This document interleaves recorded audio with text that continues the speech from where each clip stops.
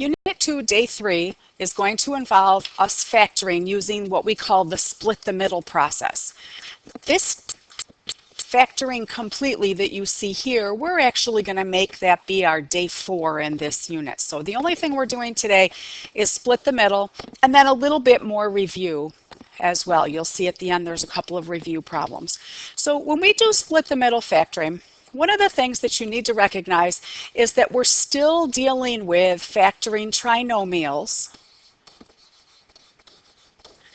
But with this, what happens is that our leading coefficient will end up being greater than 1.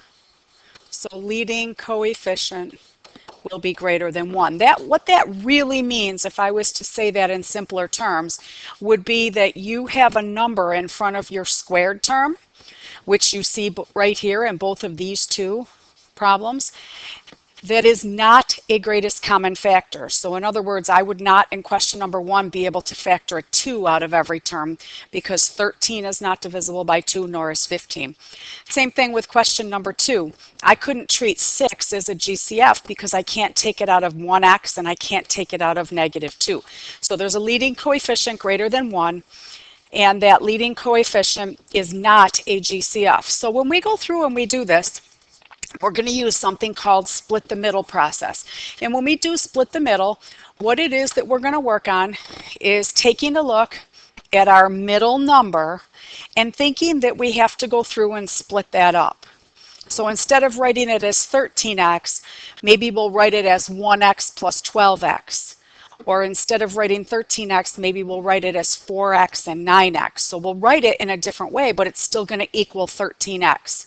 So what we recognize when we do this is that we have a leading coefficient greater than 1, and we're actually going to take that 2 and multiply it by the 15 at the end.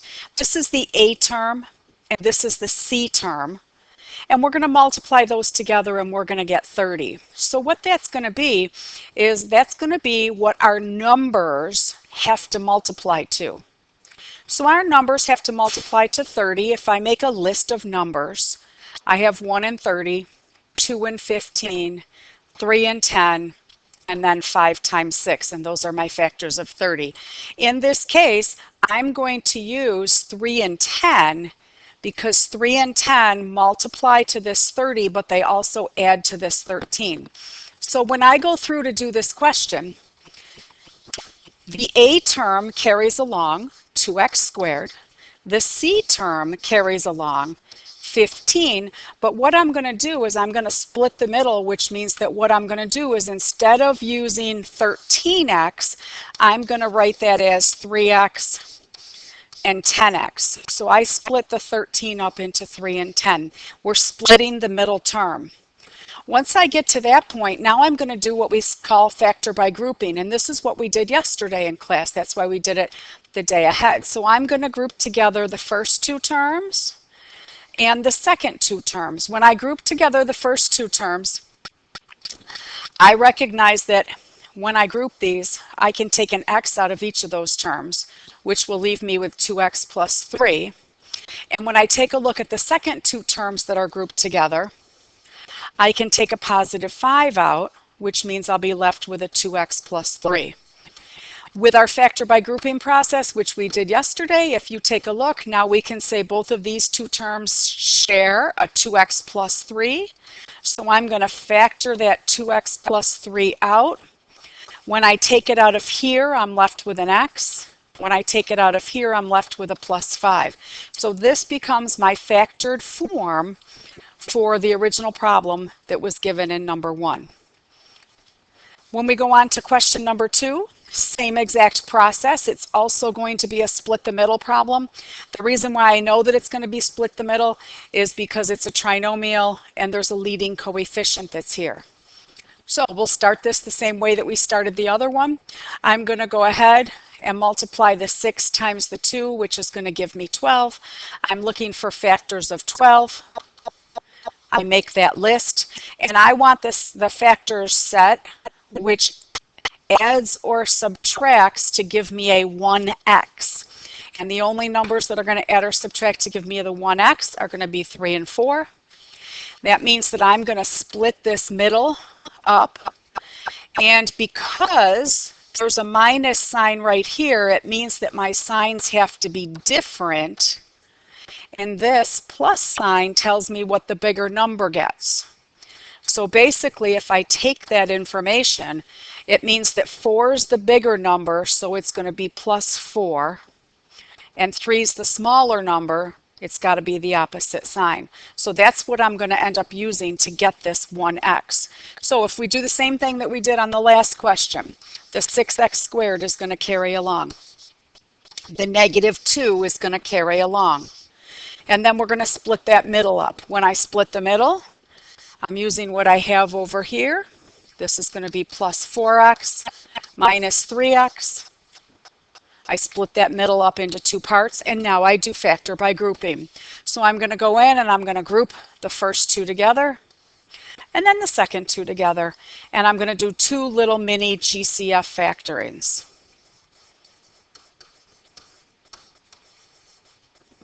Oops.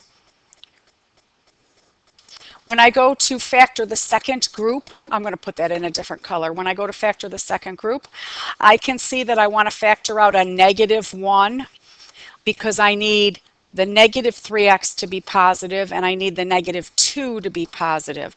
So the only way to do that is to factor out that negative 1. And when I go over here to write my final answer, I'm going to write my final answer based on the fact that when I look at this, there's a 3x plus 2 in this term and a 3x plus 2 in this term, and I'm going to take that 3x plus 2 out of both terms and be left with a 2x minus 1. I'm basically picking up the two things that are left over and writing them down next to each other if you want to look at it that way. So this is my final answer on this one. I'd like you to please pause the video right now and try to factor number 3 on your own. So please pause the video and practice number 3 on your own. When you finish number 3, or have at least gone as far as you can, please feel free to go ahead and resume the video and check your work and see how well you did on your own. Okay, so question number 3, you were trying on your own. The rule is that if you have a leading coefficient that's greater than 1 that's not a GCF, you have to take that and multiply it by the C term. So it's the A term in front of the x squared and the C term at the end. I multiply those together and I get 90. I know that my signs have to be different when I go through because of the negative that's right here, and the bigger number is going to get that sign that's right there. So I like to keep that in mind if I can.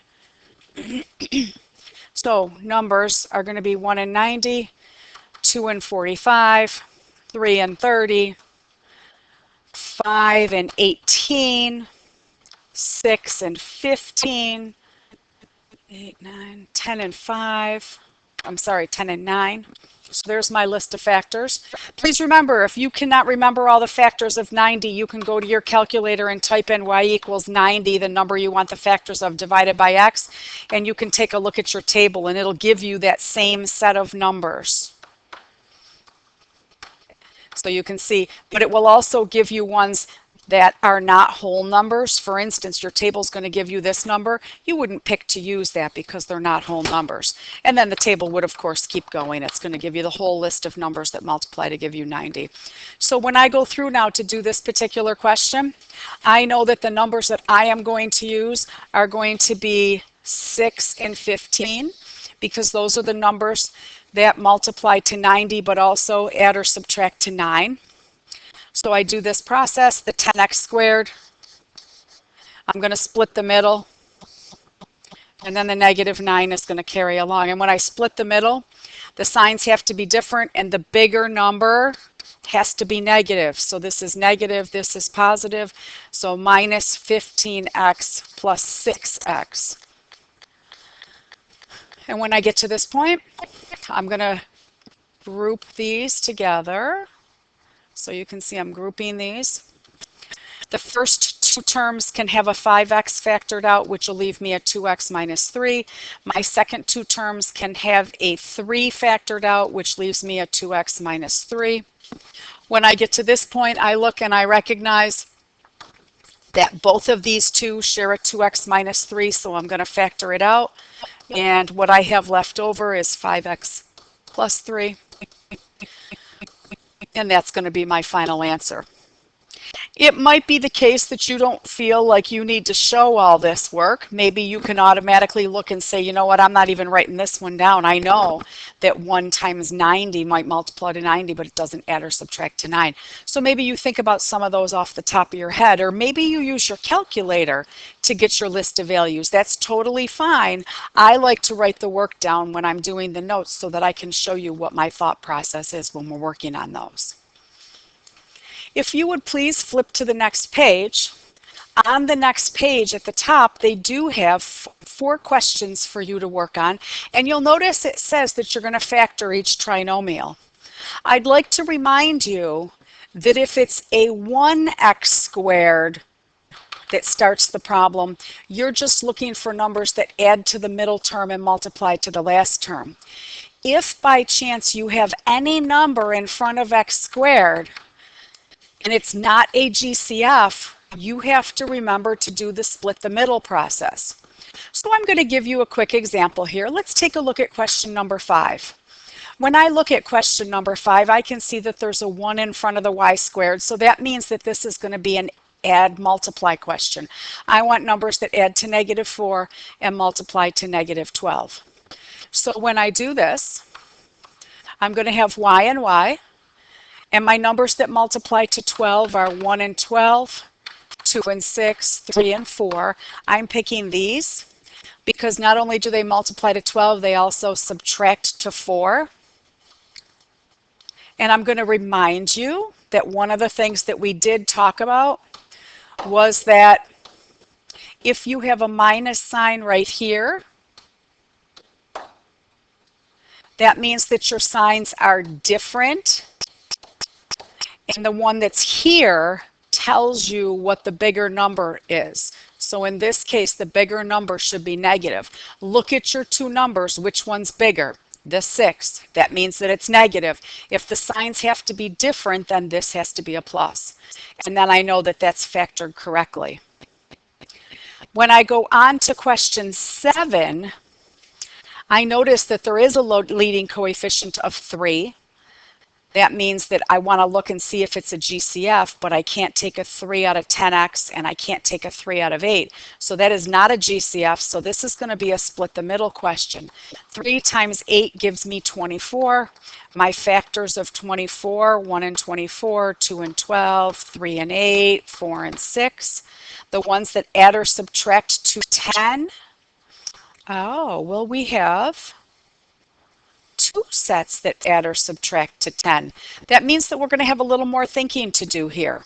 So what I end up knowing based on that when I look at it is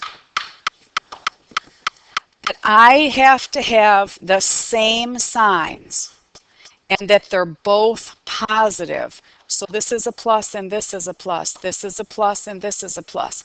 Both sets of numbers do multiply to 24, but when they're both positive, the only one that adds to 10 is going to be this set. These do not add to 10. So split the middle. The 3x squared carries along. The 10x gets split between plus 4x plus 6x. The plus 8 comes along. And now I'm going to do factor by grouping. So when I split this up to do my factor by grouping, I'm going to group these two together and then these two together. I can take an x out of the first two terms, and I can take a 2 out of the second two terms. And then, just like should happen with factor by grouping, what's in the parentheses should be exactly the same, so I can factor it out of both terms. And whatever's left, because you're going to have something left over, that's this and this, gets put as the leftovers in the parentheses. At this point, I'd like you to please do question 4 and 6. Have your teacher check them, and then we'll give you the homework when that is finished. We want to make sure that you know how to do those 2 questions. Tomorrow, we will go on to Day 4, which is going to be the factoring completely.